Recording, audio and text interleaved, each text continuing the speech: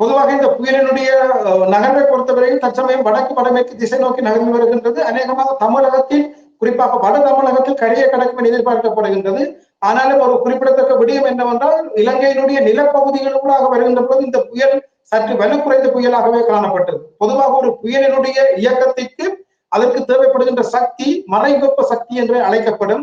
அந்த மறைவெப்ப சக்தி என்பது அந்த புயலோ அல்லது தாளமுக்கமோ அல்லது ஆழ்ந்த காற்றழுத்த தாழ்வு மண்டலமோ கடல் பகுதியில் இருக்கும் பொழுதுதான் அதற்குரிய சக்தி கூடுதலாக கிடைத்து அது இன்னமும் வீரியம் பெறும்.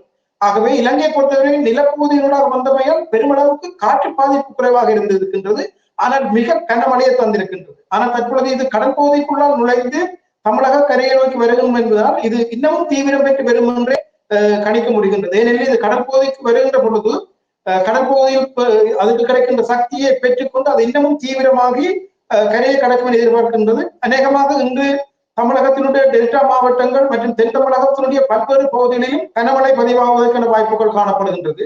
மேலும் புயல் இன்னமும் நெருங்கி வருகின்ற பொழுது இந்த கனமழையினுடைய அளவு அதிகரிக்கும் என்றே நம்புகின்றேன்.